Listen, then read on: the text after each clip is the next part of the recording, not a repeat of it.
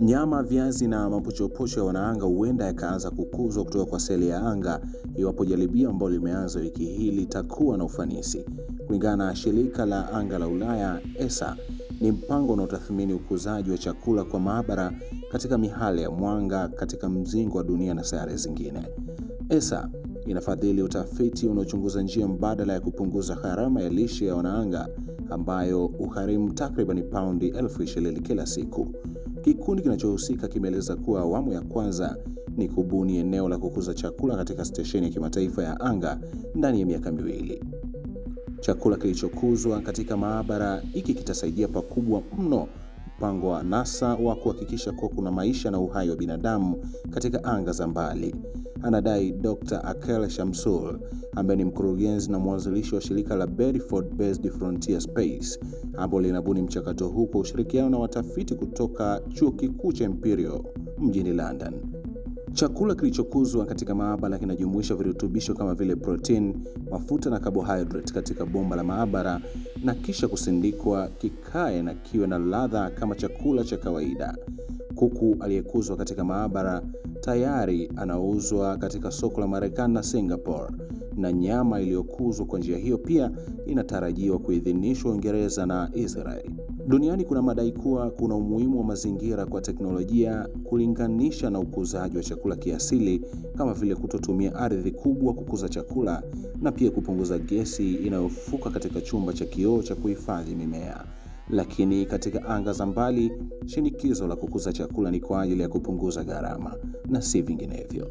NASA, mashirika mengine ya anga na makampuni ya sekta ya kibinafsi yanapanga kuwa na uwepo wa muda mrefu kwenye mwezi, katika kituo cha anga kinachozunguka na labda siku moja kwenye sayari ya Mars. Hiyo itamaanisha kupeleka chakula kwa makumi na hatimaye mamia ya wanaanga wanaoishi na kufanya kazi angani, jambo ambalo limekuwa ghali sana ikiwa lingetumiwa rocket, kulingana na Dr. Shamsul kwamba ingeleta gharama kubwa kuliko ilivyokuwa awali, lakini pia kuliko wanachokiingiza.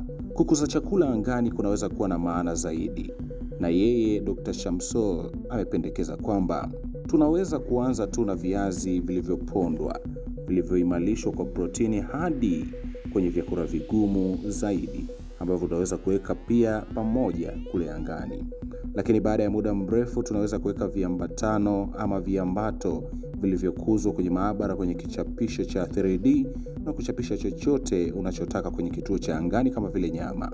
Yale yaliyokuwa yakionekana kama ndoto za kisayansi katika filamu kama vile Star Trek, ambapo mashine huchukua nishati pekee na kuitengeneza kuwa chakula au kinywaji, sasa yanakaribia kuwa uhalisia.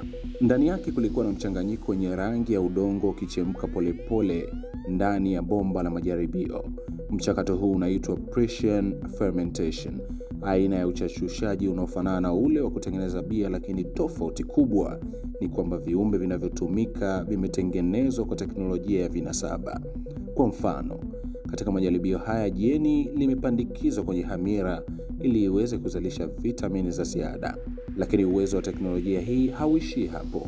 Kwa mujibu wa Daktari Rodrigo Ledesma Amaro, mkurugenzi wa kituo hicho, anasema tunaweza kutengeneza kila kipengele muhimu cha chakula: protini, mafuta, wanga na hata nyuzi.